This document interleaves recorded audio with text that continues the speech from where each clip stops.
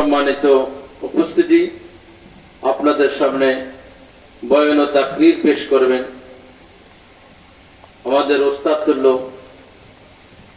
ঐতিহাসিক পাটুয়াটলী মসজিদের ইমাম ও খতিব, জামিয়া ইসলামিয়া তাঁতীবাজার মাদ্রাসার সুনামধন্য শেখুল হাদিস জামিয়াতুল জালাল আল ইসলামিয়া আরাবিয়া কেরানীগঞ্জ মাদ্রাসার শেখুল হাদিস আল্লামা ওবায়দুল্লাহ ফারুকি সাহেব দাওয়াত বারকাতুহুম, হযরতকে আল্লামা আব্দুল্লাহ ফারুকি সাহেব দাওয়াত বারকাতুহুম, হযরতকে তার মূল্যবান নসিহত পেশ করার জন্য সবিনয় অনুরোধ জানাইছি। সম্মানিত যদি হুজুর যতক্ষণ আলোচনা করবেন, অত্যন্ত আল্লাহওয়ালা মানুষ, আমরা সকলে বসবো তো ইনশাআল্লাহ। হুজুরের থেকে আমরা দোয়া নিয়ে যাব। অত্র এলাকার মাইয়িতদের জন্য দোয়া করবেন, আমাদের জন্য দোয়া করবেন, আমরা দোয়া নিয়ে এরপরে যাবো ইনশাআল্লাহ। আসসালামু আলাইকুম ওয়া রাহমাতুল্লাহি ওয়া বারাকাতুহু। আলহামদুলিল্লাহ আলহামদুলিল্লাহি ওয়া কাফা ওয়া সালামুন আলা ইবাদিহিল্লাযীনা ইসতাফা। أما بعد فأعوذ بالله من الشيطان الرجيم. بسم الله الرحمن الرحيم. اتل ما أوحي إليك من الكتاب وأقم الصلاة إن الصلاة تنهى عن الفحشاء والمنكر ولذكر الله أكبر والله يعلم ما تصنعون. وقال رسول الله صلى الله عليه وسلم تعلموا العلم وعلموه الناس. تعلموا الفرائض وعلموها الناس. تعلموا القرآن وعلموا الناس.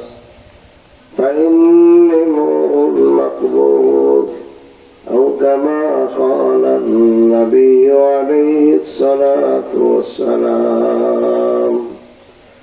صدق الله وصدق رسوله النبي الكريم ونحن على ذلك من الشاهدين والشاكرين والحمد لله رب العالمين.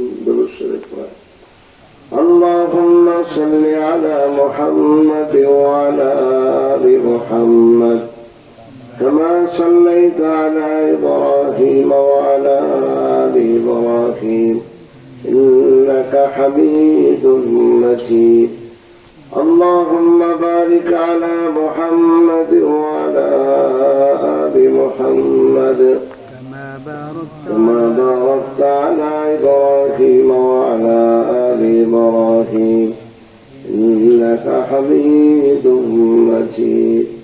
لا إله إلا الله لا إله إلا الله لا إله إلا الله لا إله إلا الله لا إله إلا الله لا إله إلا الله لا إله إلا الله لا إله إلا الله لا إله إلا الله محمد رسول الله صلى الله عليه وسلم. নূরে মদিনা তাহফিজুল কোরআন কওমি মাদ্রাসার হাফেজ একটি ছাত্র পাগড়ি প্রদান উপলক্ষে আয়োজিত আজকের এই ওয়াজ মাহফিলে উপস্থিত সম্মানিত হযরতে উলামায়ে কেরাম, বুজুর্গানে দ্বীন, মুসাল্লিয়ানে ইজাম, নওজোয়ান বন্ধুরা, পর্দার আড়ালের মা ও বোনেরা, আল্লাহ রাব্বুল ইজ্জতের বড় মেহেরবানি, যিনি আমাদেরকে এখানে একত্রিত হওয়ার তৌফিক দান করেছেন। হাজারো মানুষ এলাকায় আছে যারা আরাম আয়েশের মধ্যে ব্যস্ত আছে, শত শত মানুষ এমন আছে যারা অপ্রয়োজনীয় কাজে লিপ্ত আছে, এমন অনেক মানুষ আছে যারা গান বাজনা শুনতেছে। কি বলেন, আছে না? অনেক মানুষ এমন আছে গোনাহের কাজে ডুবে আছে, কেউ তো নেশা করছে, কেউ তো আড্ডা দিচ্ছে, কেউ তো আল্লাহ পাকের সাথে সরাসরি বিদ্রোহে লিপ্ত আছে, আল্লাহ এবং তার রাসূলের নাফরমানিতে লিপ্ত আছে। আল্লাহ রাব্বুল ইজ্জত বড় মেহেরবানি করে আমাদের মতো কিছু মানুষ পছন্দ করে, নির্বাচন করে, বাছাই করে আল্লাহ পাক জান্নাতি একটা পরিবেশে আসবার এবং তিনি কুদরতি হাত দিয়ে আমাদেরকে ধরে এনে এই মজলিসে বসিয়ে দেওয়ার যে সৌভাগ্য আমাদেরকে দিয়েছেন, এজন্য আল্লাহ পাকের দরবারে শুকরিয়া আদায় করি, আলহামদুলিল্লাহ। বন্ধুরা আমার, দুনিয়ার যে কোনো কাজ বান্দা যখন আল্লাহ পাকের সন্তুষ্টি পাওয়ার জন্য করে, তো তাতে আল্লাহ পাক কম বেশি নেকি অবশ্যই দান করেন। জগতের হাজারো মানুষ দুনিয়ার বিভিন্ন কাজকর্মে ব্যস্ত থাকে, এর মধ্য থেকে যে মানুষগুলো আল্লাহ পাকের হুকুম পুরা করার জন্য সামনে বাড়ার সুযোগ লাভ করে, মুয়াজ্জিন ডাক দিয়েছে, তার ব্যবসা বাণিজ্য আছে, বাড়িতে জরুরত আছে, সব ছেড়ে চলে আসছে, জমি জমা ক্ষেত খামারে কাজ করছে, আল্লাহ পাক ডাক দিয়েছেন, চলে আসছে। নিজের পারিবারিক কোন ব্যস্ততা ছিল, আল্লাহ পাক ডাক দিয়েছেন, চলে আসছে। অন্য কোন বিচার আচারে আছে, দুনিয়াবি কোন দিন দরবারে আছে, জমি জমা ভাগ বটোয়ারার মধ্যে আছে, কিন্তু আল্লাহ পাক তাকে ডাক দিয়েছেন, তো চলে আসছে। আল্লাহ পাক কিছু মানুষকে এভাবে মহব্বত করে ভালোবেসে তার ঘরে আসার তৌফিক দান করেন। কি বলেন, ঠিক কিনা? বন্ধুরা আমার, আল্লাহ রাব্বুল ইজ্জত পৃথিবীর যে মানুষগুলোকে তার ঘরে আসার তৌফিক দান করেন, পৃথিবীর যে মানুষগুলোকে আল্লাহ রাব্বুল ইজ্জতের জিকিরের মজলিসে আসার তৌফিক দান করেন, পৃথিবীর যে মানুষগুলো আল্লাহ পাকের মুবারক নামের মারিফতের জন্য যারা মসজিদ মাদ্রাসায় জড়ো হয়, ওয়াজ মাহফিলে একত্রিত হয়, হাদিসে পাকের দর্শে বসে যায়, কোরআনুল কারীমের দর্শে আসার সুযোগ লাভ করে, রাসূল বলেন চলমান মানুষগুলোর মধ্যে ওই মানুষগুলোই সবচেয়ে বড় দামি। ওরা যখন কোথাও বসে, আল্লাহ রাব্বুল ইজ্জতের ফেরেশতারা তাদেরকে পরিবেশন করে রাখে। ওরা যখন আল্লাহ রাব্বুল ইজ্জতের আলোচনা করতে থাকে, মহান প্রভু তার ফেরেশতাদেরকে নিয়ে, তাদেরকে নিয়ে সম্মান স্বরূপ আলোচনা করতে থাকে। সুবহানাল্লাহ।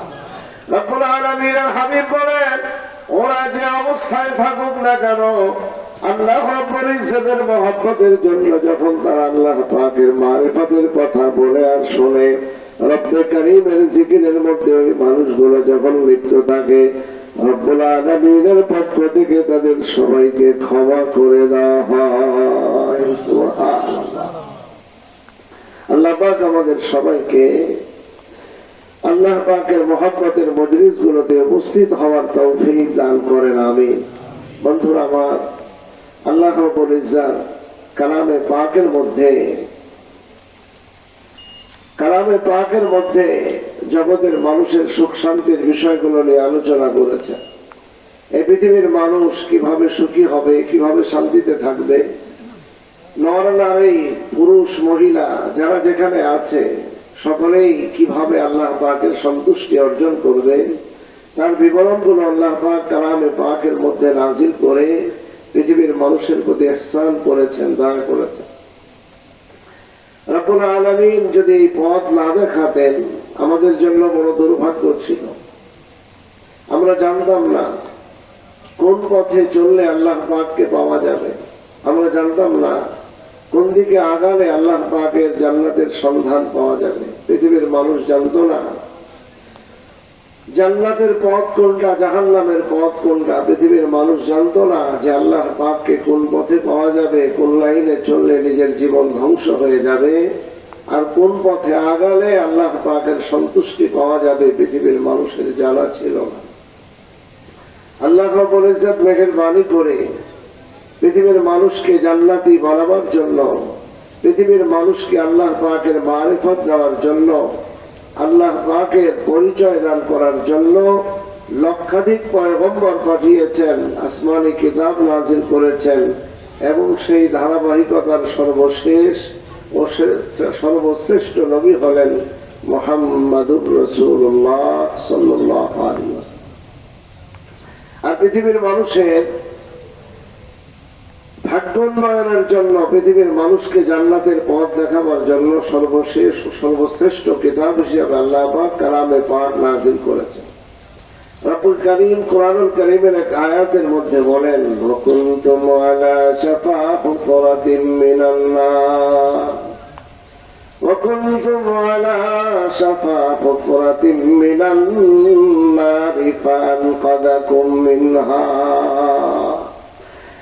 জগতের মানুষ, তোমাদের জানা ছিল না কোন পথে চললে আমাকে পাওয়া যাবে, কোন পথে চললে জান্নাত পাওয়া যাবে, কোন পথে চললে তোমাদের জীবন ধ্বংস হয়ে যাবে, কোন পথে চললে তোমরা বিপদগ্রস্ত হবে, তোমরা দুর্ঘটনা কবলিত হবে, তা তোমাদের জানা ছিল না।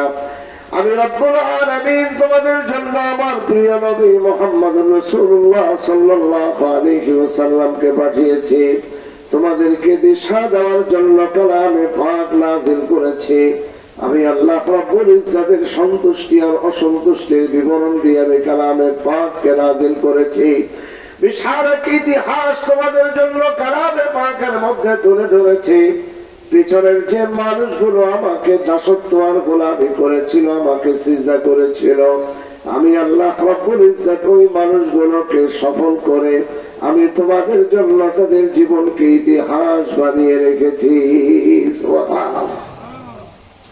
পৃথিবীর একটি জাতি ছিল, পৃথিবীর পিছনের একটা ইতিহাস আমি কোরআনুল কারীমের মধ্যে তুলে ধরেছি। যারা আমাকে মানে নাই, আমার নবীর কথা শুনে নাই, আমার আসমানি কিতাবের দিক দর্শনকে তারা মানে নাই, আমার পথ নবীরা দেখিয়েছিল, ওই পথ ধরে তারা সামনে আগায় নাই, আমার সাথে বেয়াদবি করেছে, আমার রাসূলের সাথে গাদ্দারি করেছে, আমার বিধানকে তারা লঙ্ঘন করেছে। কোরআন খুলে দেখো, কওমে আদের ইতিহাস লেখা আছে, কওমে সামুদের ইতিহাস লেখা আছে, কওমে ফিরাউনের ইতিহাস লেখা আছে, নমরুদের ইতিহাস লেখা আছে, হারুন কামারের ইতিহাস লেখা আছে। লম্বা একটি ইতিহাস আমি তোমাদেরকে শুনিয়েছি, তোমাদেরকে জানিয়েছি। যারা আমাকে মানে না তাদের পরিণতি বড় ভয়াবহ হয়। কোরআন খুলে ওই ইতিহাস দেখো আর তওবা করো, আমি আল্লাহ পাকের কাছে মাফ চাও। আল্লাহ রাব্বুল ইজ্জতের পথ ধরে যারা আগাবে, আমি মাওলায়ে পাক তাদেরকে কথা দিচ্ছি, আমি তাদেরকে জান্নাতে পৌঁছায় দিব। সুবহানাল্লাহ। আল্লাহ পাক আমাদেরকে সেই কালামে পাকের মজলিসে বসার, কোরআনুল কারীমের হিদায়াতগুলো বলার শোনার তৌফিক দান করেছেন। আমাদের কাজ হলো যা শুনি তা মানবো ইনশাআল্লাহ। মানবো তো? জনে বলেন মানবো তো ইনশাআল্লাহ। এই কথাগুলো শুনবো, মানবো, এই মজলিসগুলোতে বসবো, নিজের ছেলেকে নিজের মেয়েকে কোরআনের হাফিজ বানাবার প্রতিজ্ঞা করব, নিজেরা কোরআনুল কারীমের প্রত্যেকটা আদেশ মেনে চলার চেষ্টা করব। কোরআন আমাদেরকে জীবন্ত প্রতিচ্ছবি হিসাবে কোরআন আমাদেরকে জানাচ্ছে। এই পথ ধরে যারা সামনে বাড়বে, এই কোরআন তাদেরকে চূড়ান্ত পর্যায়ে জান্নাতে পৌঁছায় দিবে। সুবহানাল্লাহ। আমার আগে বক্তা বলেছেন, শুধু এখানে ব্যক্তি নয়, হাফেজে কোরআন নয়, যে কোরআন মুখস্থ করেছে, যে মা কোরআন পড়তে তার বাচ্চাকে দিয়েছে, যে বাবা কোরআন পড়ার জন্য বাচ্চাকে দিয়েছে, যে গোষ্ঠীর যেই বংশের সন্তানরা কোরআন শিখতে এসেছে, ওই কোরআনের ছাত্র যে কবরস্থানের পাশ দিয়ে যায়, ওই কোরআনের ছাত্র যে মহল্লায় বসবাস করে, ওই কোরআনের ছাত্র যে এলাকা কোন একটা বাড়িতে কোরআন তেলাওয়াত করে, আল্লাহ রাব্বুল ইজ্জত ওই ছাত্র কোরআনের সাথে সংশ্লিষ্ট হওয়ার কারণে রব্বুল আলামিন তার সাথে সংশ্লিষ্ট সবাইকে মাফ করে দেন। সুবহানাল্লাহ। এই এলাকার মানুষ বড় ভাগ্যবান। এখানে তালিমে কোরআনের একটা সুন্দর পরিবেশ তৈরি হয়েছে। এই কোরআনুল কারীমের এই মাদ্রাসা রসিলা এলাকার সব মানুষের প্রতি প্রতিনিয়ত দৈনিক প্রতি মিনিটে আল্লাহ পাকের আসমানের রহমত নাযিল হয়। সুবহানাল্লাহ। এলাকার মানুষ আল্লাহ পাকের রহমতের ছায়া তলে থাকে ওই কোরআনের মাদ্রাসার কারণে, কোরআনের ছাত্রদের কারণে, কোরআনের শিক্ষকদের কারণে, কোরআনের এই মাদ্রাসার কারণে এলাকার মানুষ প্রতিনিয়ত আল্লাহ পাকের রহমতের ছায়া তলে আবদ্ধ আছে। এজন্য তাদের সকলের শুকরিয়া আদায় করা উচিত। আলহামদুলিল্লাহ। আল্লাহ পাক আমাদেরকে কোরআনুল কারীমের এই মাদ্রাসার কদরদানি করার তৌফিক দান করেন। আমিন। করবো ইনশাআল্লাহ। বলেন করবো ইনশাআল্লাহ। আল্লাহ পাক আমাদের সবাইকে কোরআনের সাথে, কোরআনী মাদ্রাসার সাথে, উস্তাদের সাথে সংশ্লিষ্ট হওয়ার তৌফিক দান করেন। আমিন। যা দিয়ে পারি জড়িত থাকবো। টাকা লাগলে টাকা দিব, মেধা বুদ্ধি চাইলে মেধা বুদ্ধি দিব, নিজের সন্তান দিব, নিজে মাদ্রাসাকে ভালোবাসবো, মহব্বত করব, মাদ্রাসার পক্ষে কথা বলবো, ছাত্রদের সুবিধা অসুবিধার খোঁজখবর নেব, উস্তাদদের সাথে যোগাযোগ রাখবো, তাদের কাছে জিজ্ঞাসা করব আপনারা কেমন আছেন। এই এলাকায় রাসূলে পাকের কিছু মেহমান তারা এখানে থাকে। যদি আজকে আমাদের জানা থাকতো যে রাসূলে পাক সাল্লাল্লাহু আলাইহি সাল্লাম এলাকায় আসবেন, এমন কোন ঘরের মানুষ মুসলমান সন্তানকে বাকি থাকতো যে হুজুরকে দাওয়াত করবেন, এমন কাউকে পাওয়া যেত? কি বলেন, পাওয়া যেত? এমন কাউকে পাওয়া যেত না যে রাসূলে পাক সাল্লাল্লাহু আলাইহি ওয়াসাল্লামকে দাওয়াত করে নিজের বাড়িতে আনবেন, খাওয়াবেন, হুজুরকে একটু আদর আপ্যায়ন করবেন, ইকরাম করবেন। এমন সৌভাগ্যের জন্য এলাকার সকলেই পাগল করা থাকতো। বন্ধুরা আমার, আজকে রাসূলে পাক দুনিয়া থেকে চলে গেছেন, তার ওয়ারিসদেরকে রেখে গেছেন, তার উত্তরাধিকারীদেরকে রেখে গেছেন, তার ইলমের ধারা রেখে গেছেন। মসজিদে সুফা, মাদ্রাসায় মদিনার মসজিদে মাদ্রাসায় সুফার নমুনাকে সামনে রেখে সারা বাংলাদেশে, সারা ভারতবর্ষে দারুল দেওবন্দের মাধ্যমে লক্ষ লক্ষ মাদ্রাসা গড়ে উঠেছে। এই সব কিছুই মদিনার ওই প্রতিচ্ছবি, রাসূলে পাকের প্রতিষ্ঠিত মাদ্রাসার শাখা। এখানে যারা পড়ে পড়ায় তাদের সাথে রাসূলে পাকের সাথে উত্তরাধিকারের সম্পর্ক। এদের কাউকে ভালোবাসলে প্রকারান্তরে রাসূলে পাককেই ভালোবাসা হবে। যারা বলেন সুবহানাল্লাহ। বলবো ইনশাআল্লাহ। আল্লাহ পাক আমাদেরকে তৌফিক দান করেন। আমিন। একটা সময় আমাদের দেশে যাচ্ছে, একটা সময় আমাদের অতিবাহিত হচ্ছে, যে সময়টা অত্যন্ত ক্লান্তিকর, অত্যন্ত হতাশা ব্যঞ্জক, এবং সবার ভিতরে এক ধরনের অস্থিরতা কাজ করছে। নির্বাচিত সরকার নেই, দেশের অবস্থা কি হয় না হয় বলা যায় না, কোন দিকে যাচ্ছে, কি গড়াচ্ছে না গড়াচ্ছে। ওই চায়ের দোকানে দিয়ে দেখেন হাজার হাজার মুসলমান এগুলো নিয়ে বসে বসে আলাপ করছে। এই শুধু আপনারাই করছেন না, সারা বাংলাদেশে হচ্ছে। কি বলেন, সারা বাংলাদেশে হচ্ছে। সারা বাংলাদেশের মানুষের চায়ের স্টলে, বাসা বাড়িতে, রাজনৈতিক মঞ্চে, অফিসে, আদালতে এগুলো নিয়ে আলোচনা হয়। দেশের কি হলো, ভবিষ্যৎ কি হবে, কোন দিকে যায়, কি গড়ায়, নির্বাচন হয় না না হয়। একটা অস্থিরতা, ব্যবসা বাণিজ্যে দুর্বলতা এবং আর্থিক সংকট, জিনিসপত্রের দাম বেশি ইত্যাদি ধরনের একটা পেরেশানি সমাজ এবং রাষ্ট্রের সব জায়গা বিরাজ করছে। জোরে বলেন ঠিক কিনা? রাজনীতি সচেতন মানুষ বাংলাদেশে, প্রত্যন্ত গ্রামের মানুষ এগুলো বোঝে, তারা নিয়ে আলোচনা করে। এই হতাশা, এই অস্থিরতা, বেচাইনির কিছু কারণও আমাদের পত্র পত্রিকায় আসছে। এই বিষয়গুলো যাতে করে চাঙ্গা হয়, মানুষ যাতে করে আতঙ্কগ্রস্ত হয়, মানুষ যাতে করে আরো পেরেশান হয়, আরো যাতে করে মানুষ হতাশাগ্রস্ত হয়, এই জন্য নেটের একটা জগৎ আমাদের বর্তমান বিশ্বে বিপদের একটা বড় কারণ হিসেবে দেখা দিচ্ছে। নেটের জগতে গেলেই দেখা যায় এইটা ঘটতে যাচ্ছে, ওইটা হতে যাচ্ছে, এমন কিছু হবে, এমন বিপর্যয় ঘটবে, সেনা অভ্যুত্থান হতে পারে, এমন এই হতে পারে, সেই হতে পারে, নানা ধরনের ফেসবুকে স্ট্যাটাস দিয়ে সারা দেশের মানুষকে আক্রান্ত করছে, ব্যাকুল ও পেরেশান করছে, যদি বলেন ঠিক কিনা। এর মধ্যে পত্র পত্রিকাও ভূমিকা রাখছে। এবারের শিরোনাম করতেছে ভুয়া, সন্দেহজনক, বিপদ সংকেত এবং নানা ধরনের সন্দেহমূলক বিষয়কে শিরোনাম করে দেশের মানুষকে আকৃষ্ট করে, দেশের মানুষকে আকর্ষণীয় সংবাদ পরিবেশন করে পত্রিকার গ্রহণযোগ্যতা বাড়াবার জন্য ওই জাতীয় খবর বেশি করে প্রচার করছে, যাতে করে মানুষ যা ক্লান্ত আছে আরো বেশি ভয় ভীত হয়ে যায়, জোরে বলেন ঠিক কিনা। এরপরে আসছে সমাধান, এরপরে আসছে সমাধান।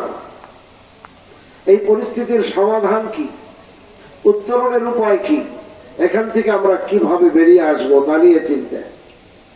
যিনি রাজনীতি করেন, যিনি কোনো দল করেন, তার কাছে জিজ্ঞাসা করলে সে চোখ বন্ধ করে বলে দেবে সব সমস্যার সমাধান একটা সুষ্ঠু নির্বাচন। যদি নির্বাচন হয়ে যায় তাহলে সব সমস্যার সমাধান হয়ে যাবে। কি বলেন ঠিক কিনা? কে বলছে? আল্লাহ তাকে বলে দিছে। কি বলে? আল্লাহ তাকে বলে দিছে নির্বাচন হলেই সব সমস্যার সমাধান হয়ে যাবে। কে বলল? এটা একটা ব্যাখ্যা, বিশ্লেষণ। যারা রাজনীতি করে তাদের কাছে বিশ্লেষণ এরকম যে এটা সমাধান কি? সমাধান হলো একটা নির্বাচন হলেই সব ঝামেলা মিট হয়ে যাবে, সব সমাধান হয়ে যাবে। যারা বলেন নাউজুবিল্লাহ।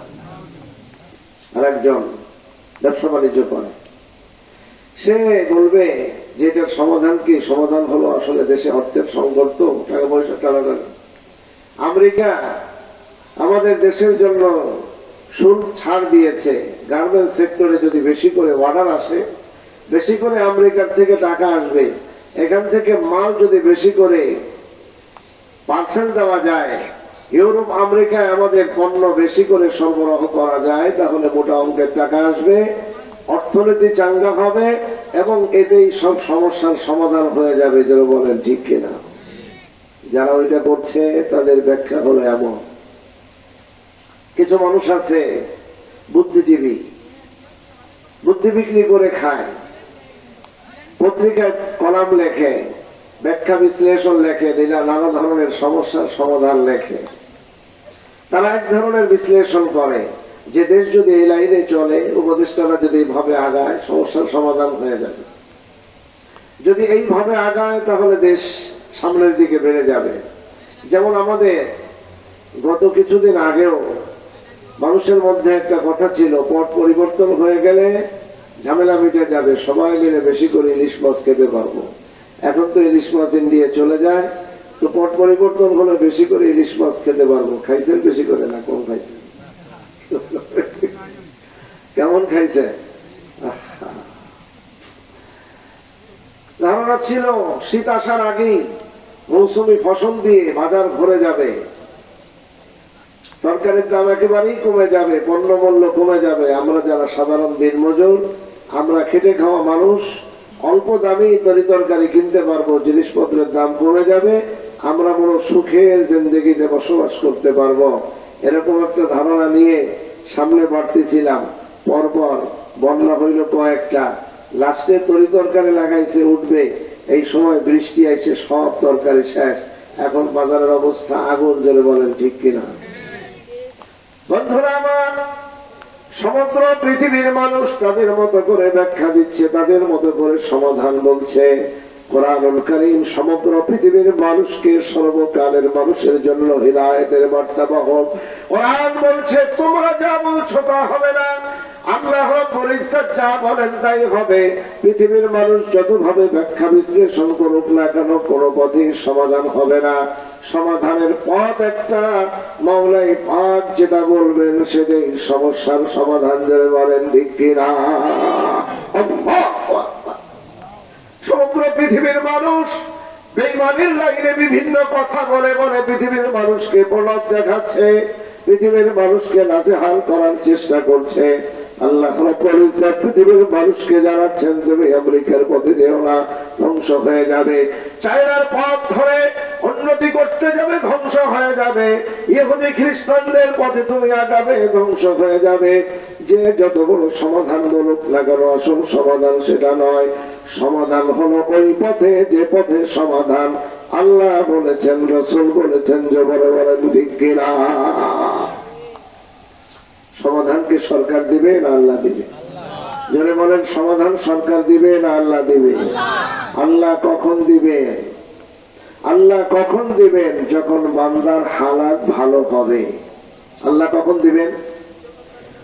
যখন বান্দার হালাত ভালো হবে, বান্দার ঈমান ভালো হবে, বান্দার কোরআনের তেলাওয়াত ভালো হবে, বান্দার আখলাক ভালো হবে, বান্দার চরিত্র ভালো হবে, বান্দার নীতি ভালো হবে, নৈতিকতা ভালো হবে, বান্দা বান্দি আদর্শবান হবে, আল্লাহ পাকের দাসত্ব আর গোলামি করবে।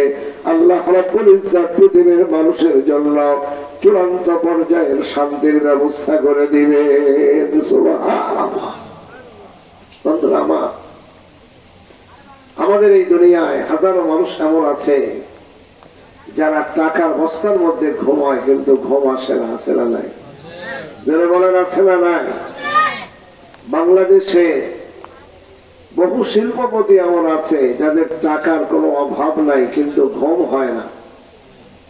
বাংলাদেশের ঊর্ধ্বতন কর্মকর্তা, মিলিটারি কিংবা পুলিশের আর্মি অফিসার, তার পাওয়ারে রাস্তা প্রকম্পিত হয়, কিন্তু বাসায় গেলে মনে হয় চূড়ান্ত পর্যায়ের জাহান্নামের আগুন তার ঘরের ভিতরে জ্বলছে। জোরে বলেন ঠিক কিনা?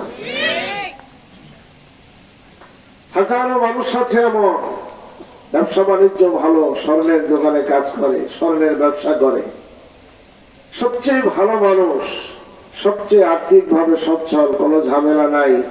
ওই মানুষটাকে রাতের বেলায় কয়েকটা ট্যাবলেট খেয়ে ঘুমাতে হচ্ছে। 4 থেকে 5টা গেট লাগানোর পরে তারপরেও তার আতঙ্ক এবং ভয় কাটছে না। ধরে বলেন ঠিক কিনা? আল্লাহর এক বান্দা রিক্সা চালায়, আল্লাহর এক বান্দা রিক্সা চালায়, সারাদিন রিক্সা চালাইছে। যখন যখন আল্লাহ ডাক দিয়েছিল মসজিদে চলে গেছে, জমিতে কাজ করত। যখন আল্লাহ পাক ঘরে ডাক দিয়েছেন, রব্বুল আলামিনের ঘরের ডাকে সাড়া দিয়ে আবার এসে কাজ করেছে। সন্ধ্যাবেলায় কাজকর্ম শেষ করে নামাজ পড়ে বিবিকে নিয়ে খাবার খেয়ে এই যে শুইছে, এক ঘুমে সকাল হয়ে গেছে। সারা রাত কোনো টেনশন নাই, পেরেশান নাই। ওই লোকটার কাছে ব্যাংকের অ্যাকাউন্টও নেই, মোটা অঙ্কের টাকাও নাই, জমা টাকাও নাই, এরপরও সে আরামের ঘুমে সারা রাত বিভোর ছিল। জোরে বলেন ঠিক কিনা? বন্ধুরা আমার, সমগ্র পৃথিবীর মানুষকে কোরআন শিখিয়েছে, আমি আল্লাহ রাব্বুল ইজ্জত তোমাকে যখন শান্তি দেব তবেই তুমি শান্তি পাবে। আমি তোমাকে যখন সংকটের সমাধান দেব তখনই তুমি সংকটের সমাধান পাবে। আমি যখন তোমাকে চূড়ান্ত পর্যায়ের আরামের ব্যবস্থা করব তখন তুমি শান্তির সন্ধান পেয়ে যাবে। শান্তির সম্পর্ক তোমার দেহের সাথে নয়, শান্তির সম্পর্ক তোমার জাহিরি আসবাবের সাথে নয়, শান্তির সম্পর্ক তোমার বিশাল কোন বিল্ডিং এর সাথে নয়, শান্তির সম্পর্ক ভালো খাদ্য খাবারের সাথে নয়, শান্তির সম্পর্ক হলো কলমের সাথে। আমি মাওলায়ে পাককে যারা ডাকে, যাদের জিন্দেগিতে ঈমান আছে, যারা আমলের সাথে জড়িত আছে, রব্বুল আলামিনের শক্তিতে বিশ্বাস করে, আল্লাহ রব্বুল ইজ্জতের হাতে আমাদের হায়াত আর মওতের বিশ্বাস করে, আর ক্ষণে ক্ষণে যখনই সময় সুযোগ হয়, যখনই সময় পায়, মাওলায়ে পাককে ডাকতে থাকে, লা ইলাহা ইল্লাল্লাহ, লা ইলাহা ইল্লাল্লাহ, লা ইলাহা ইল্লাল্লাহ, লা ইলাহা ইল্লাল্লাহ, লা ইলাহা ইল্লাল্লাহ, মুহাম্মাদুর রাসূলুল্লাহ সাল্লাল্লাহু আলাইহি ওয়াসাল্লাম। রব্বুল আলামিন পৃথিবীর মানুষের শান্তির সন্ধান দিয়ে কালামে পাকের মধ্যে ইরশাদ করেছেন, আল্লাযীনা আমানু ওয়া তাতমাইন্নু কুলুবুহুম বিযিকরিল্লাহ,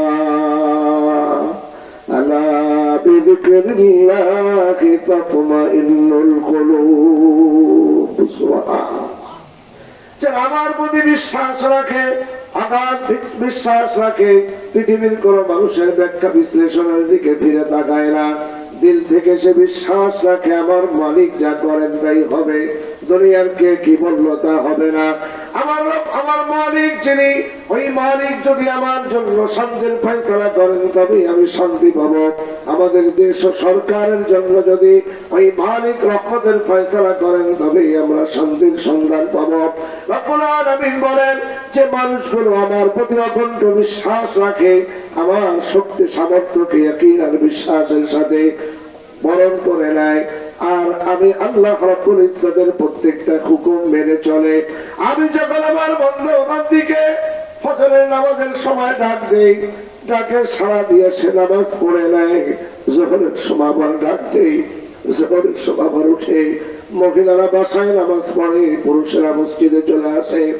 আসরের সময় আবার আরামের ঘুম ঘুমিয়েছিল, আমি মাওলাই পাক যখন তাকে ডাক দিয়েছি তো সে মসজিদে চলে আসছে।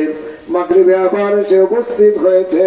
এই সার সময় আমি ডাক দিয়েছিলাম, আমার গোলাম আমার ঘরে এসে হাজিরা দিয়ে গেছে। আমার প্রতি বিশ্বাস রাখে, আমার প্রত্যেকটা আদেশকে মেনে চলে, আমার নিষিদ্ধ কাজগুলোকে বর্জন করে আমাকে তার দিলে জায়গা দিয়েছে।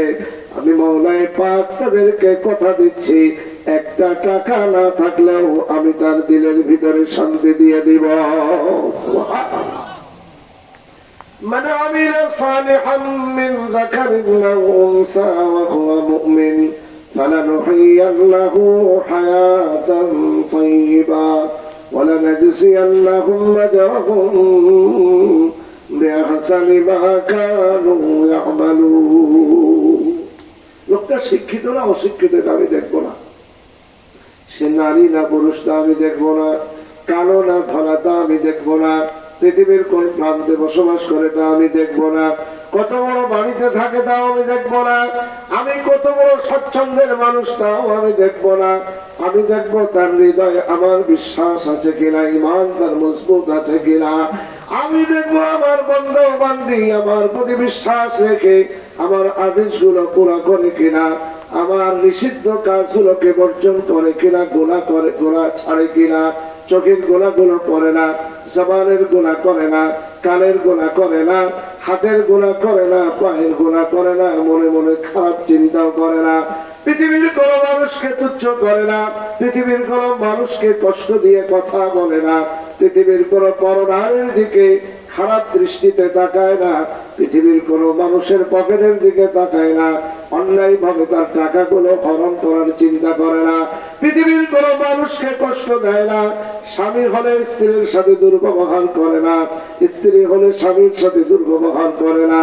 জিন্দেগীর প্রতিটি ক্ষেত্রে আল্লাহ রাব্বুল ইজ্জতের আদেশগুলো সে মেনে চলে, রাসূল পাকের সুন্নাতগুলোকে সে প্রতিপালন করে।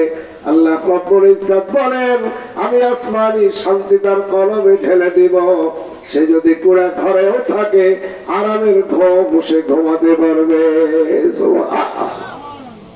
বাড়ি গেট নাই, লোহার সিগন্যাল নাই, শক্ত কোনো ব্যবস্থা নাই, অনেক টাকা পয়সা নাই, ভালো বাজার ঘাট করতে পারে না। রব্বুল আলামিন বলেন, আলা বিযিকরিল্লাহি তাতমাইন্নুল কুলুব। আমি মাওলাই পাককে যারা ডাকে আমি তাদের অন্তরে আমার মহব্বত এবং ভালোবাসা দিয়ে শান্তির একটা জীবন তাদেরকে উপহার দিয়ে দেই। সুবহানাল্লাহ। الذين آمنوا وعملوا الصالحات طوبى لهم وحسن مآب। রব্বে কারীমের ঘোষণা শুনে দুনিয়া তো আমাদেরকে জানায়, মানুষ তো বলে মুসলমানের ঘরের সন্তান, একক তো নামাজও পড়ে না, রব্বুল আলামিনের কাছে ইয়াকিন ও বিশ্বাসের কথাও বলে না, যিনি আসমানের মালিক, যিনি জমিনের মালিক, গ্রহ নক্ষত্রের মালিক, আমার জবানেরও মালিক, আমার হাতের মালিক, আমার হৃদয়ের মালিক, আমার মেধা বুদ্ধির মালিক, আমার সবগুলো ডিগ্রির মালিক আল্লাহ। জোরে বলেন ঠিক কিনা? সবকিছু মাওলাই পাকের পক্ষ থেকে পাওয়ার পরে সে দুনিয়ার নানা ধরনের সমস্যার সমাধান বলে আল্লাহ পাকের কথা বলে না, রাসূলের কথা বলে না, কোরআনের কথা বলে না, আসমানি সমাধান সে কখনো বলে না। মাথা থেকে আজে বাজে কথা যা বের হয় তাই বলে, পৃথিবীর মানুষকে শোনায়, ইমানের বিরুদ্ধে মানুষকে পরিচালিত করে। কোরআন বলছে, হে পৃথিবীর মানুষ, আমার কথাগুলো শোনো।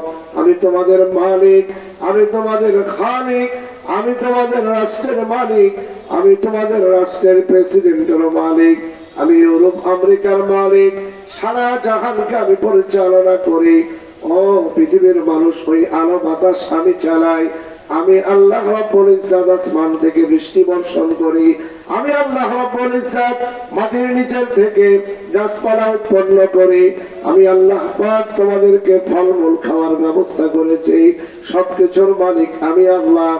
আমি তোমাদেরকে বলছি, আল্লাযীনা আমানু ওয়া আমিলুস সালিহাতি, যারা ঈমানের উপর টিকে থাকবে, আপন আল্লাহ পাকের শক্তির উপর বিশ্বাস করবে, আল্লাহ পাকের প্রতি ইয়াকিন ও বিশ্বাস রেখে রব্বে কারীমের প্রত্যেকটা আদেশ মেনে চলবে, প্রত্যেকটি নিষিদ্ধ কাজগুলোকে বর্জন করবে, তওবা লাহুম, আমি তাদেরকে সুসংবাদ দিচ্ছি, ওয়া হুসনু মাআব, তারা চূড়ান্ত ঠিকানা জান্নাতের তলদেশে তারা চলে যাবে। সুবহানাল্লাহ। كذلك أرسلناك في أمة قد خلت من قبلها لتتلو عليهم الذي أوحينا إليك وهم يكفرون بالرحمن। الله رب العالمين বলেন, আমি আপনাকে পৃথিবীর মানুষের কাছে রাহবর বানিয়ে পাঠিয়েছি, নবী বানিয়ে পাঠিয়েছি, আপনার সাথে কোরআন দিয়েছে, কোরআনের হেদায়েত গুলো আমি আপনার কাছে দিয়েছি। আপনার আগে বহু জাতি এই দুনিয়াতে ছিল, বহু নবী দুনিয়াতে আসছেন, বহু জাতি এই পৃথিবীতে এসেছিল। ওই নবীর কথা যারা মেনেছিল, আমি আল্লাহ পাক তাদেরকে জান্নাতের জন্য কবুল করেছি। সুবহানাল্লাহ। এবার আপনার পালা, আপনি আজকে দুনিয়াতে আসছেন, আপনার কাজ হলো আপনি পৃথিবীর মানুষকে আমার কালামে পাকের আয়াত গুলো তিলাওয়াত করে শোনান। সুবহানাল্লাহ। আমি কোরআনের যে বিধানগুলো পৃথিবীর মানুষের শান্তি এবং কল্যাণের জন্য নাযিল করেছি, কোরআনের ওই বাণীগুলো তাদেরকে শোনান, আমার আদেশগুলো তাদের সামনে পেশ করেন, আমার নিষিদ্ধ কাজগুলোকে তাদের সামনে পেশ করেন। লিতাতলু আলাইহিমুল্লাযী আওহাইনা ইলাইকা ওয়া হুম ইয়াকফুরুনা বির-রাহমান। আপনি যখন পেশ করবেন, কিছু মানুষ তো এই কোরআনের ছায়াতলে আসবে, কিছু মানুষ তো আপনার পাশে এসে দাঁড়াবে, কিছু মানুষ তো কোরআনকে বুকের সাথে তুলে নেবে, কিছু মানুষ তো কোরআনকে তাদের বুকে ধারণ করবে, তাদের পরিবারে কোরআনকে প্রতিপালন করবে, ছেলেকে, মেয়েকে, স্ত্রীকে কোরআন শিখাবে, কোরআনুল কারীমের চর্চা বাসায় করবে, বাড়িতে করবে, স্বামী স্ত্রী করবে, সমাজ রাষ্ট্রের মধ্যে কোরআনের মুযাকারা করবে। আমি আল্লাহ রাব্বুল ইজ্জাত তাদেরকে আপনার সাথে, আপনার পিছনে পিছনে তাদেরকে জান্নাতে পৌঁছায় দিব। সুবহানাল্লাহ। ওয়া হুম ইয়াকফুরুনা বির-রাহমান। কিছু মানুষ আছে, ওই রহমানের এই নূরানী বাণীকেও তারা সহ্য করবে না, মানতে পারবে না। দুর্ভাগ্যজনক ভাবে ওই মানুষগুলো আপনার কোরআনের ছায়া থেকে সরে যাবে, রহমানের ওই বিধানগুলোকে তারা অস্বীকার করে রহমানের এই কিতাব থেকে তারা বঞ্চিত হয়ে যাবে। আমি আল্লাহ রাব্বুল ইজ্জাত তাদের জন্য দুর্ভাগ্যের সংবাদ দিচ্ছি, ওদের ঠিকানা হবে জাহান্নাম। জোরে বলেন নাউযুবিল্লাহ।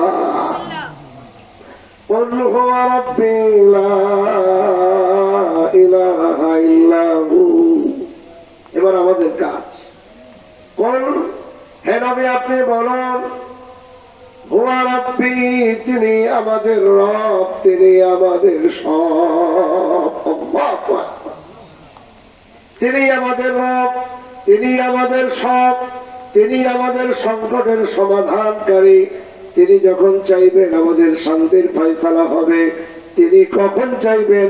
যখন আমরা শান্তির পথে চলব, আমরা ঈমান এবং আমলের পথে চলব, তিনি তখন আমাদের জন্য শান্তি চাইবেন। জোরে বলেন ঠিক কিনা?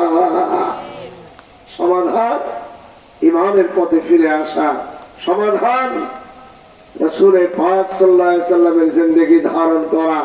বন্ধুরা আমার, পৃথিবীর মানুষ যত জোরে চিৎকার করে বলুক না কেন, যত পত্র পত্রিকায় দিয়ে দিক, ডক্টর ইউনূস যত ভাবেই পৃথিবীর মানুষকে, বাংলাদেশের মানুষকে শান্তির বার্তা দিক, কোরআনুল কারীমের পথ ধরা ছাড়া এ জাতি কখনোই শান্তি পাবে না, পাবে না, পাবে না। জোরে বলেন ঠিক কিনা? বিকল্প কোনো লাইন নেই, দুসরা কোনো পথ নেই। সমগ্র পৃথিবীর মানুষের কাছে জীবন্ত কোরআন মসজিদে নববীতে যেভাবে ঘোষণা করেছিল, আজকের যুগের মানুষকেও সেটা সাবধান করছে। কিয়ামতের আগের দিন পর্যন্ত পৃথিবীর মানুষকে কোরআন ওইভাবেই সতর্ক করবে। ভাগ্যবান ওই মানুষগুলো যারা কোরআনের পথ ধরেছে, কোরআন তাদেরকে জান্নাতে পৌঁছায় দিবে। সুবহানাল্লাহ। আর যারা কোরআনকে পেছনে ফেলেছে তাদের জন্য বড় বিপদের কারণ। হাদিসে পাকের মধ্যে রাসূল পাক সাল্লাল্লাহু আলাইহি ওয়াসাল্লাম কোরআনের এই ভূমিকার কথা বলেছে। আমাদের জীবনে কেবল যে আমরা এখানে বসে আছি তা নয়, আমাদের বিবাহ শাদী হয়, কি বলেন, হয় কিনা? আমাদের বিবাহ শাদী হয়, তারও একটা সিস্টেম আমাদের সমাজে আছে। কোরআনও আমাদেরকে রাসূলের মাধ্যমে একটা সিস্টেম বলেছেন, কি বলেন ঠিক কিনা? রাসূল পাক বিয়ে করেছেন না? যারা বলেন বিয়ে করেছেন না? সাহাবায়ে কেরাম বিয়ে করেছেন না? তাদের সন্তান হয়েছিল না? তারা সমাজ করেছেন না? তারা ব্যবসা বাণিজ্য করেছেন না? তারা দুনিয়ার প্রয়োজনীয় কাজগুলো সেরেছেন। শুধু সারেন নাই, আমরা তো কর্মজীবী মানুষ। সাহাবায়ে কেরাম তো এক এক এলাকার গভর্নর ছিলেন। রাসূল পাক তো শুধু নবী নন, প্রেসিডেন্টও ছিলেন। পৃথিবীর মানুষকে রাষ্ট্র পরিচালনার সব পদ্ধতি শিখিয়ে গেছেন। জোরে বলেন ঠিক কিনা? সব শিখে রাসূল পাক সাল্লাল্লাহু আলাইহি সাল্লাম পৃথিবীর মানুষকে জানিয়েছেন। এই সব কিছুর পরে আমাদের সমাজ আছে, আমাদের ব্যবসা বাণিজ্য আছে, চেয়ারম্যানি আছে, মাতবাড়ি আছে, সরদারি আছে, দল আছে, মিছিল আছে, সামাজিক বিভিন্ন কর্মকাণ্ড আছে, আর নানা ধরনের দিবস উদযাপন আছে। কি বলে? হিন্দুদের এই যে মেলা গেল কয়েকদিন আগে, মুসলমান দলে দলে সেই মেলায় যোগ দিয়েছে। যেন বলেন নাউজুবিল্লাহ। অন্যায় অপরাধ আছে, এলাকায় নাচ গানের জন্য মহিলা জড়ো করার ব্যবস্থা করা হয়েছে। এলাকার নারী আর পুরুষ এখানে তো ঘুরে বেছে বের করা যাবে। ওই নাচ গানের অনুষ্ঠানের উপস্থিতির সংখ্যা ঘুরে বেছে বের করা যাবে না। কি বলেন ঠিক কিনা? এগুলো হয় কিনা? আমরা সবাই মুসলমান কিনা? এরপরে এগুলো হচ্ছে কিনা? মেরে দোস্ত, এই দুনিয়াতে এক শ্রেণীর মানুষ আছে যারা নাচে, গান গায়, আছে না নাই? কি বলেন, আছে না নাই? কিছু মানুষ নাচে, গান গায়, পৃথিবীর মানুষকে হাসি শিখায়, আমোদ প্রমোদ শিখায়, আনন্দে উদ্বেলিত করে রাখে। কিছুদিন পর পর দেখি এই ছবির জগতের এই নর্তকীগুলো, এই মহিলাগুলো গায়, ফ্যানে ঝুলে আত্মহত্যা করছে। জোরে বলেন ঠিক কিনা? এই আত্মহত্যা করলো কেন? সে তো সবাই হাসায়, সে কেন কানলো? কি বলে? সে কেন কানলো? এই যে কয়েকজন নাচ গানের নাচনে মহিলা আছে, পুরুষ আছে, একটারও 1 থেকে 6 মাসের বেশি বউ টিকে না। 3 মাস পর পর বিয়ে করে, 6 মাস পরে ভাঙে যায়, এরপরে 2 বছর পরে আরেকটা বিয়ে করে। নর্তকী যে কয়েকজন আছে এরা তো সবচেয়ে সুখী মানুষ আমাদের দৃষ্টিতে। কি বলেন ঠিক কিনা? অর্ধেক কাপড় পরে, অর্ধেক খোলা রাখে, পৃথিবীর মানুষকে আনন্দিত করে, মানুষকে খাইসাদের দিকে তথা জাহান্নামের দিকে ডাকে। জোরে বলেন নাউজুবিল্লাহ। রব্বুল আলামিন আর হাবিব বলেন, হে পৃথিবীর মানুষ, তোমাদের ব্যক্তিগত জীবন, পারিবারিক জীবন আছে, সামাজিক জীবন আছে, রাষ্ট্রীয় জীবন আছে, ব্যবসা বাণিজ্য আছে, বিবাহ শাদী আছে।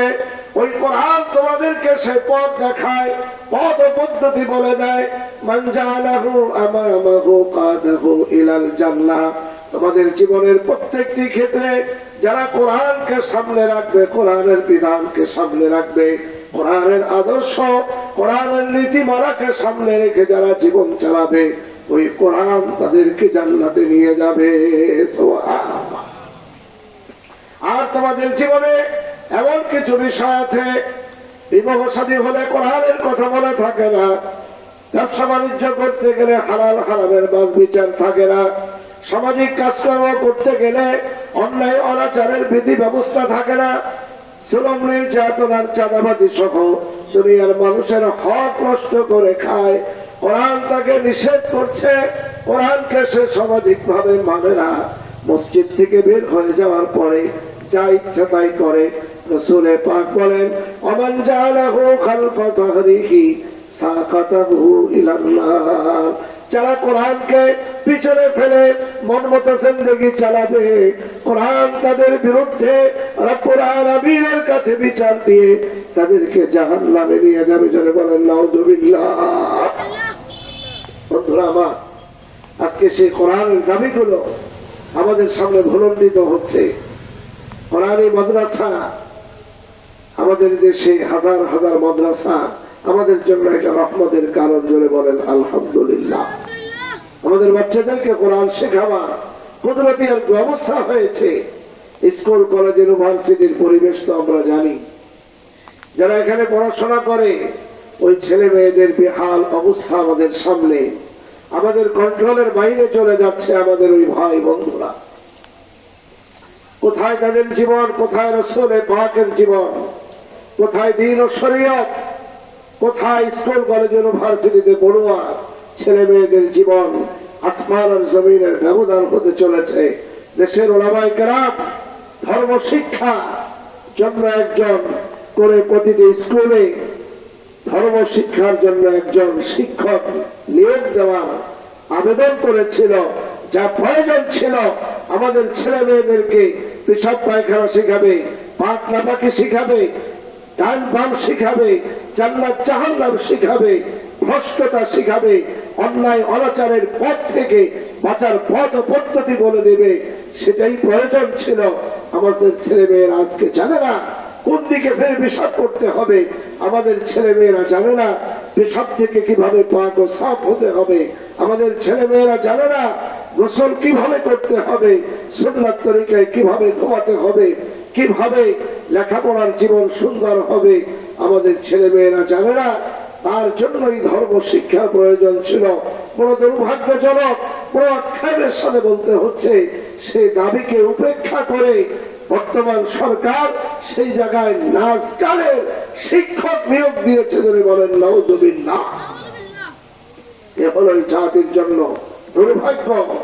এ হলো এই জাতির ছেলে মেয়েদের সাথে চরম বিশ্বাসঘাতকতা, ছেলে মেয়েদেরকে জাহান্নামের দিকে এগিয়ে দেওয়া, তাদের জীবনকে অন্ধকার করা, তাদের জীবনকে কোরআন থেকে দূরে ঠেলে দেওয়া এবং তাদেরকে নাস্তিক মুরতাদ এবং অমুসলিমদের পথে তাদের জীবনকে পরিচালনা করার ভয়াবহ সহযোগিতা করা। জোরে বলেন নাউযুবিল্লাহ। বন্ধুরা আমার, আজকে আমাদের সামনে আমাদের একটা বাচ্চা কোরআনুল কারীমের এক পৃষ্ঠা তেলাওয়াত করেছে। আপনারা তো তেলাওয়াত শুনেছেন, শুদ্ধ শুদ্ধির মান তো আপনারা বুঝেন না। ওলামায়ে কেরাম যারা আছেন তারা বুঝেন। আমার খুবই আনন্দ লেগেছে। পুরো এক পৃষ্ঠা পড়েছে বিনা ভুলে, বিনা বাধায়, বিশুদ্ধ ভাবে সুন্দর তেলাওয়াত করেছে। আল্লাহ পাকের কাছে আমরা দোয়া করি, এ বাচ্চাকে আল্লাহ পাক হাফেজে রব্বানি, আলেমে রব্বানি হিসাবে কবুল করে নেন, আমিন। এই বাচ্চার মা বাবাকে তার জ্ঞাতি গোষ্ঠীর হাজারো নয় লাখো মানুষের হিদায়াতের ওসিলা বানায় দেন, আমিন। আল্লাহ পাক তার বংশের যারা আছেন দুনিয়া থেকে চলে গেছেন, যারা বেঁচে আছেন, তাদের সকলের নাজাতের জরিয়া বানায় দেন, আমিন। একটা সংখ্যা হাদিসে পাকের মধ্যে বলা হয়েছে, এটা সীমাবদ্ধ নয়। সে যদি মকবুল আলেম হয়, হাফেজ হয়, হাজারো মানুষকে নিয়ে জান্নাতে যাওয়ার অফার আল্লাহ পাকের হাবিব দিয়েছেন। আমাদের প্রত্যেকের ঘরে এমন সন্তানের প্রয়োজন আছে না নাই? জোরে বলেন আছে না নাই? আমরা তো দুনিয়া থেকে যাব না, কি বলে যাব না? যাব না। যাওয়ার সময় আমার কবরের কাছে গিয়ে দোয়া করবে, চোখের পানি ফেলবে, কাঁদবে, আমার জন্য রব্বুল আলামিনের দরবারে কান্নাকাটি করবে, রোনাজারি করবে। এমন একটা সন্তান আমার থাকতে হয়। আজকে আমার ক্ষণস্থায়ী দুনিয়ার জন্য অনেক কিছু চিন্তা করছি, আখিরাতের এই অ্যাসেট গুলো নিয়ে আমরা ভাবছি না। রাসূল বলেছেন, তোমার সন্তান তোমার জন্য আখিরাতের সম্পদ, তোমার স্ত্রী তোমার জন্য আখিরাতের অ্যাসেট, তোমার পরিবার তোমার জন্য আখিরাতের শান্তির কারণ। যদি তারা ঈমানওয়ালা হয়, আমলওয়ালা হয়, আখলাকওয়ালা হয়, চরিত্রবান হয়, পর্দানশীল হয়, রাসূলের পাকের সুন্নাতের পাবন্দ হয়, ওই ফ্যামিলি তোমার জন্য জান্নাতে যাওয়ার কারণ হবে। সুবহানাল্লাহ। আমাদের এই জিনিসগুলো আমাদের সামনে আসে না কেন? আমাদের কাছে মৃত্যুটা অনেক দূর মনে হয়, জাগতিক দুনিয়াটা অনেক কাছে মনে হয়। জোরে বলেন নাউজুবিল্লাহ। আমরা যে এখানে বসে আছি, বাসা পর্যন্ত যাব এরকম শিওর বলতে পারি? কি বলেন, বলতে পারি? আমরা যারা এখানে বসে আছি 1 ঘন্টা পরে আমাদের সবাই বেঁচে থাকবো, এই কথা বলতে পারি? রাতের খাবার পর্যন্ত খেতে পারবো কিনা তাও কি বলতে পারি? সারা পৃথিবীর সব মানুষের একই অবস্থা, যার পৃথিবীর হায়াতটা এতটাই অস্পষ্ট, দুনিয়ার অবস্থানটা যার এতটাই নিকটবর্তী এবং আখিরাতের বিষয়টা এতটাই কাছে, সে এগুলো ভুলে যাওয়া এটা বড়ই পরিতাপের বিষয়। নিজের জন্য অমঙ্গলের চিন্তা। আল্লাহ পাক আমাদেরকে জাগ্রত হওয়ার তৌফিক দান করেন, আমাদের ভবিষ্যৎকে বুঝা। আমাদেরকে বলা হয়, এই যে বাচ্চাকে পড়তে দেওয়া হয় তার ভবিষ্যৎ অন্ধকার হয়ে যায়। অন্ধকার হয় না আলোকিত হয়? যারা বলেন অন্ধকার হয় না আলোকিত হয়? আসল ভবিষ্যৎ আলোকিত হয়। জাগতিক দুনিয়ার অল্প সময় হয়তো বা একটু সংকটে থাকে, কিন্তু এই সংকট তো আসল সংকট নয়। এই সংকটের মধ্যে যদিও তারা শান্তিতে থাকে। সুবহানাল্লাহ। এদেশের কোন আলেম সংকটে নেই, এদেশের কোন কোরআনের হাফেজ সংকটে নেই, এদেশের কোন নেককার পরহেজগার নারী পুরুষ সংকটে নেই। যদি সে আরামে থাকে তো সে বলে আলহামদুলিল্লাহ। রাসূল বলেন তার এতে ইবাদতের নেকি হয়ে গেল। সুবহানাল্লাহ। আর যদি সে অশান্তিতে থাকে, সবর করে, তাতেও আল্লাহ পাক তাকে নেকি দান করেন, তাতেও তার সওয়াব হয়। আজাবান লিল মুমিনিন, হুজুর বলেন মুমিনের জিন্দেগির সংকট এবং অসংকট, সচ্ছলতা এবং সংকট, সচ্ছলতাও তার লাভ। সে যখন আল্লাহর শুকরিয়া আদায় করে তাতেও আল্লাহ পাক তাকে নেকি দান করেন। আর যদি সে সংকটে থাকে আর সবর করে, আল্লাহর দিকে তাকিয়ে সে চিন্তা করে আজকের এই কষ্ট আগামী দিন জান্নাতে যাওয়ার আমার বড় সহযোগী হবে, জান্নাতের গ্রেড বাড়বে, এই চিন্তা নিয়ে সে যখন সবর করে তো আল্লাহ পাক তাকে পুনর্বার ডবল নেকি দান করেন। সুবহানাল্লাহ। আল্লাহ পাক আমাদেরকে বুঝবা, সন্তানদেরকে কোরআন পড়তে দেওয়ার তৌফিক দান করেন। করবো ইনশাআল্লাহ, করবো ইনশাআল্লাহ। এই মাদ্রাসাকে ভালোবাসবো, উস্তাদদেরকে ভালোবাসবো, মাদ্রাসায় যারা তালেবে ইলম পড়াশোনা করে ওদেরকে ভালোবাসবো। ওদেরকে ভালোবাসবো কিসের জন্য? কোরআনের শিক্ষার্থী সেজন্য। কিসের জন্য? কোরআনের শিক্ষার্থী সেজন্য। জোরে বলেন কিসের জন্য? কোরআনের শিক্ষার্থী সেজন্য।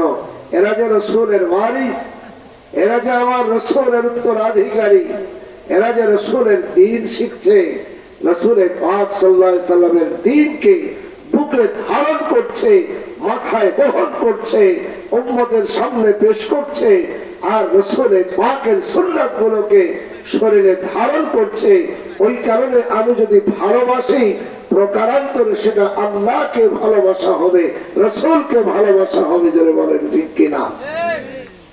এমন সৌভাগ্য আল্লাহ পাক আমাদেরকে দিয়েছেন। রব্বুল আলামিনের কাছে দোয়া করি আল্লাহ পাক এই হাফেজে কোরআন ছেলেটাকে কবুল করে নেন, আমিন। যারা একে পড়িয়েছে, যে উস্তাদরা তাকে পড়িয়েছেন, আল্লাহ পাক ওই উস্তাদদেরকেও কবুল করেন, এলাকাবাসীকে কবুল করেন।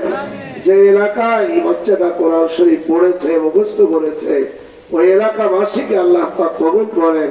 তাদের সবাইকে নিয়ে একসাথে জান্নাতে একত্রিত হওয়ার তৌফিক দান করেন, আমিন। বন্ধুরা আমার, আমাদের জিন্দেগি ক্ষণস্থায়ী, অল্প সময় চলে যাব আমরা। রাসূলের পাক সাল্লাল্লাহু আলাইহি সাল্লামের কথাটা বারবার স্মরণে রাখতে বলছেন। আমি আপনাদেরকে 3টা সবক দিয়ে যাই, এই 3টা সবক দৈনিক পড়বেন ইনশাআল্লাহ। পড়বেন তো ইনশাআল্লাহ? 1 নম্বরে দৈনিক অন্তত 100 বার করে কালিমা তাইয়্যিবা পাঠ করবেন। লা ইলাহা ইল্লাল্লাহ, লা ইলাহা ইল্লাল্লাহ, মুহাম্মাদুর রাসূলুল্লাহ। সহিষ্ণুতা ভাবে 100 বার করে দৈনিক কালিমা তাইয়্যিবা পাঠ করবেন ইনশাআল্লাহ। ঠিক আছে। 2 নম্বর, আমাদের 24 ঘন্টার জিন্দেগিতে ইচ্ছায় অনিচ্ছায় অনেক গুনাহ হয়ে যায়, অনেক ভুল হয়ে যায়, অনেক অন্যায় অপরাধ হয়ে যায়, অনেক নিন্দাবাদ হয়ে যায়, মানুষের পিছনে গীবত শিকায়ত হয়ে যায়, আল্লাহ পাকের নারাজির অনেক কথা বলা হয়ে যায়, ইচ্ছায় অনিচ্ছায় অনেক গুনার জিনিস দেখা হয়ে যায়। তো এর জন্য দৈনিক 100 বার করে ইস্তেগফার পড়া। আস্তাগফিরুল্লাহ পড়েন আমার সাথে। আস্তাগফিরুল্লাহ, আস্তাগফিরুল্লাহ, আস্তাগফিরুল্লাহ রাব্বি মিন কুল্লি যামবিন ওয়া আতুবু ইলাইহি, লা হাওলা ওয়া লা কুওয়াতা ইল্লা বিল্লাহিল আলিয়্যিল আযীম। মাঝে মধ্যে লা হাওলা আর ইল্লা বিল্লাহিল আলিয়্যিল আযীম পর্যন্ত আস্তাগফিরুল্লাহ রাব্বি মিন কুল্লি যামবিন ওয়া আতুবু ইলাইহি এই পর্যন্ত পড়লেও হবে। মাঝে মধ্যে লা হাওলা ওয়া লা কুওয়াতা ইল্লা বিল্লাহ। আর যদি পুরোটা না পড়েন, শুধুমাত্র এতটুকু পড়বেন, আস্তাগফিরুল্লাহ, আস্তাগফিরুল্লাহ। অর্থ কি জানেন? আল্লাহ আমি আপনার কাছে মাফ চাই, আল্লাহ আমি আপনার কাছে ক্ষমা চাই, আল্লাহ আপনি আমাকে মাফ করে দেন, আল্লাহ আপনি আমাকে মাফ করে দেন, আল্লাহ আপনি আমাকে মাফ করে দেন। বাংলায় না বলে হাদিসে পাকে যেভাবে শেখানো আছে এভাবে ইস্তেগফার করবেন। আর এই বাংলা তরজমাটা মনে রাখবেন যে আমি কি করতেছি। অনেক সময় এমন পড়ে আস্তাগফিরুল্লাহ আস্তাগফিরুল্লাহ আস্তাগফিরুল্লাহ, কি করতেছে ঠিক পায় না, কি করতেছে কি বলছে তা সে বলতে পারে না। বুঝে বলতে হবে, বুঝা। আল্লাহ আমি যত গুনাহ করেছি সব গুনার জন্য, যত ভুল কথা বলেছি সব ভুল কথার জন্য, যত হারাম জিনিস দেখেছি সেই দেখার জন্য, আমি যত মানুষের প্রতি কষ্ট দিয়েছি, কষ্ট দেওয়ার কথা বলেছি তার জন্য, যত হারাম জিনিস ধরেছি তার জন্য, যে পথে আমার চলা উচিত ছিল না সে পথে চলার জন্য, আমার দেহ এবং ভিতর এবং বাইরের অঙ্গ প্রত্যঙ্গের দ্বারা যত ভুল হয়ে গেছে ওই ভুলের জন্য আমি আমার মালিককে বলছি আস্তাগফিরুল্লাহ, আল্লাহ আমি তোমার কাছে ক্ষমা চাই, আল্লাহ আমি তোমার কাছে ভুল স্বীকার করছি, আমি তোমার কাছে মাফ চাইতেছি, আমি তোমার কাছে অনুতপ্ত হয়ে আমার ভুল স্বীকার করছি। মাওলায়ে পাক তুমি আমাকে মেহেরবানি করে মাফ করে দাও। ইস্তেগফার করতে পারবো ইনশাআল্লাহ। কয়বার? 100 বার। দৈনিক কয়বার? 100 বার করবো। কয়টা কাজ করলাম? 2টা। 3 নম্বর, দৈনিক অন্তত 100 বার দুরূদ শরীফ পাঠ করব। আল্লাহুম্মা সাল্লি আলা মুহাম্মাদ ওয়া আলা আলিহি ওয়া সাহবিহি ওয়া বারিক ওয়া সাল্লিম। এটা সবচেয়ে ছোট দুরূদ। দুরূদ ইব্রাহিম আছেন আমাদের মধ্যে। দুরূদ কেন পড়ব? এই যে মাথায় টুপি আছে কার মাধ্যমে? কার ওসিলায়? মুহাম্মাদুর রাসূলুল্লাহ সাল্লাল্লাহু আলাইহি ওয়াসাল্লাম। গায়ের জামা রাসূলে পাকের সাদকায়, কোরআন পেয়েছি রাসূলে পাকের দান মুবারক শাহাদাতের কারণে, হাদিসে পাক পেয়েছি রাসূলে পাকের মাধ্যমে। আজকের দুনিয়ায় দিন বলতে যেই শান্তির জীবন পেয়েছি তার সবকিছুই মুহাম্মাদুর রাসূলুল্লাহ সাল্লাল্লাহু আলাইহি ওয়াসাল্লাম। হুজুরের জন্য, হুজুরের ওসিলায়, হুজুরের দান মুবারক শহীদ হয়েছে। হুজুর জীবনে একটি বারো আরামে ঘুমাইতে পারেন নাই। রাসূলে পাক সাল্লাল্লাহু আলাইহি সাল্লামের শরীর রক্তাক্ত হয়েছে, রাসূলে পাক সাল্লাল্লাহু আলাইহি সাল্লামের আরামকে হারাম করেছেন। রাসূলে পাক সাল্লাল্লাহু আলাইহি ওয়াসাল্লামের জীবনের সবকিছুকে বিলীন করেছেন এই উম্মতের জন্য।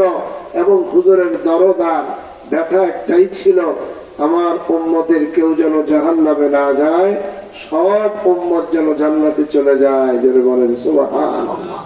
এমন দরদি মানুষ পৃথিবীতে আর আসে নাই, আর আসবে না। আর ওই মানুষটির কথা কোরআনুল কারীমে আল্লাহ বলছেন, যে আমার রসুলকে ভালোবাসবে, আমার রসুলের পথে চলবে, আমার রসুলের সুন্নাতকে আঁকড়ে ধরবে, আমি আল্লাহ পাক তাকে ভালোবেসে তার গুনাহগুলো মাফ করে দিয়ে আমি তাকে জান্নাতে পৌঁছায় দেব। সুবহানাল্লাহ। রাসূলের পাক সাল্লাল্লাহু আলাইহি ওয়াসাল্লামের সাথে মহব্বতের সম্পর্ক দরকার আছে না নাই? বলেন আছে না নাই? দুরূদ শরীফ পড়লে রাসূলের পাক সাল্লাল্লাহু আলাইহি ওয়াসাল্লামের মহব্বত বৃদ্ধি পায়। দুরূদ শরীফ পড়লে রাসূলের পাক সাল্লাল্লাহু আলাইহি ওয়াসাল্লামের নৈকট্য লাভ হয়। দুরূদ শরীফ পড়লে সুন্নাতের উপর আমল করা সহজ হয়। দুরূদ শরীফ পড়লে আল্লাহ পাকের রহমত লাভ হয়। দুরূদ শরীফ পড়লে ঈমানি মওত নসিব হয়। দুরূদ শরীফ পড়লে জিন্দেগীর সংকট দূর হয়। দুরূদ শরীফ পড়লে আল্লাহ রাব্বুল ইজ্জত তার ঈমানকে সতেজ করে দেন। সুবহানাল্লাহ। এজন্য দুরূদ শরীফের আমলটা দৈনিক অন্তত 100 বার পাঠ করব। তিরমিজির এক রওয়ায়াতের মধ্যে আসছে, রাসূল পাক বলেন, যে ব্যক্তি দৈনিক 10 বার আমার জন্য দুরূদ শরীফ পড়ে, আমি নবীর জন্য তার জন্য সুপারিশ করা ওয়াজিব হয়ে যায়। সুবহানাল্লাহ। পড়বো ইনশাআল্লাহ। অন্তত 100 বার করে দুরূদ শরীফ পড়বো। সবচেয়ে ছোট দুরূদ যেটা, এটা পড়লেও পড়তে পারি। আল্লাহুম্মা সাল্লি আলা মুহাম্মাদ ওয়া আলিহি ওয়া সাল্লিম সাল্লাল্লাহু আলান নবিয়্যিল উম্মি আল্লাহুম্মা সাল্লি ওয়া সাল্লিম ওয়া বারিক আলাইহি সাল্লাল্লাহু আলান নবিয়্যিল উম্মি। এই সব শব্দ দুরূদ শরীফের যে কোনো একটা দুরূদ শরীফ দৈনিক 100 বার করে পাঠ করবো ইনশাআল্লাহ। আর সময় দৈনিক 5 মিনিট মওতের মুরাকাবা করব। মাথায় বালিশ দিয়ে শোয়ার সময় চিন্তা করব, ডান হাত ডান চোয়ালের উপর দিয়ে ডান কাঁধে শুয়ে চিন্তা করব, এই যে ঘুমাচ্ছি, ঘুমের পরে আর উঠবো কিনা জানি না। এটাই হয়তো আমার জীবনের শেষ ঘুম হতে পারে। ঘুমকে বলা হয়েছে অর্ধ মৌত। মৌতের পরে যেমন মানুষ কিছু বলতে পারে না, দেখে না, নড়াচড়া করে না, ঘুমাইলেও কেউ তাকে ছুরি দিয়ে পাড় দিতে চাইলে, ধমক দিলে, গালি দিলে ঘুমের মধ্যে কেউ শোনে না, দেখে না। কি বলেন, ঠিক কিনা? তো শোয়ার আগে মানুষ যাতে করে না বুঝে যে আমার এই জীবন স্থায়ী, এই জন্য মৌতের একটা নমুনা হিসেবে মানুষকে ঘুম দান করেছেন। বান্দা যাতে করে বুঝে যে এই ঘুমের একটা চূড়ান্ত পর্যায়ে মৌত একদিন আসবেই। কি বলেন, ঠিক কিনা? শোয়ার সময় 5 মিনিট মৌতের মুরাকাবা করে শোয়া, যে আল্লাহ, এই যে শুইতেছি আর নাও তো উঠতে পারি, মওলায়ে পাক মেহেরবানি করে আমাকে ঈমানের সাথে মৌতটা নসিব করো। আবার যদি সকালে জাগ্রত হতে পারি, তাহলে যেন ফজরের নামাজ জামাতের সাথে পড়তে পারি, সেই তৌফিক দান করো। আর যদি এই ঘুমই আমার শেষ ঘুম হয়, আল্লাহ, আমি তোমার কাছে মাগফিরাত ভিক্ষা চাইতেছি, আমাকে জাহান্নাম থেকে মুক্তি দাও। আজ না হোক কাল তো মারা যাবই, মওতের আগে মওতের প্রস্তুতি গ্রহণ করার তৌফিক দান করো। এভাবে যদি দৈনিক মওতের মুরাকাবা করে শোয়া হয়, তো ইনশাআল্লাহ আখিরাতের ফিকির বাড়বে, দুনিয়ার গুনাহ থেকে বেঁচে থাকা সহজ হবে। আল্লাহ পাক আমাদেরকে তৌফিক দান করেন, আমিন। আল্লাহুম্মা সাল্লি আলা মুহাম্মাদ ওয়া আলা আলি মুহাম্মাদ কামা সাল্লাইতা আলা ইব্রাহিম ওয়া আলা আলি ইব্রাহিম ইন্নাকা হামিদুম মাজিদ।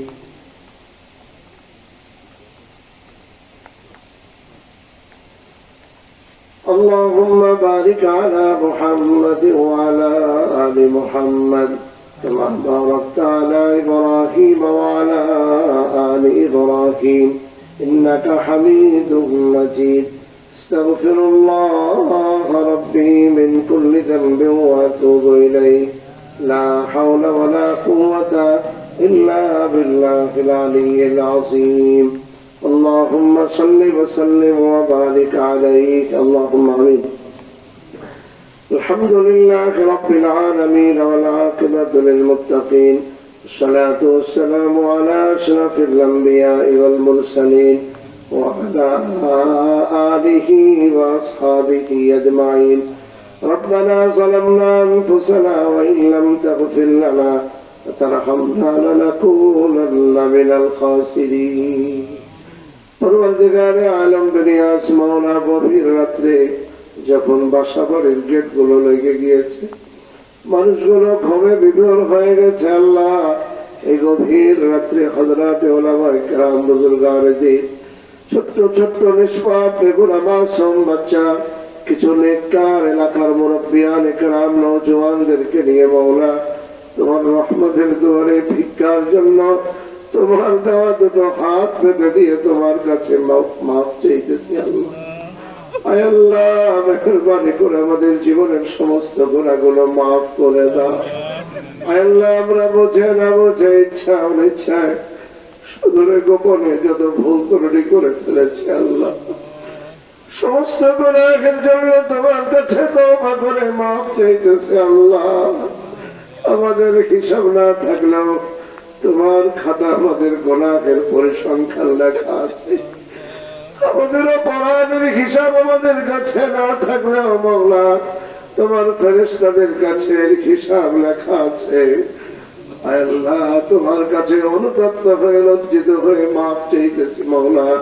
মেহেরবানি করে আমাদের জীবনের সমস্ত গুনাহগুলো মাফ করে দাও। আয় আল্লাহ, আমাদের আত্মীয় স্বজনদেরকে মাফ করে দাও। আমাদের মা বাবা, আত্মীয় স্বজন, কাছের দূরের যারা দুনিয়া থেকে চলে গেছেন, পৃথিবী থেকে চিরবিদায় হয়ে চলে গেছে আয় আল্লাহ, আর কখনোই পৃথিবীতে ফিরে আসবে না মাওলা।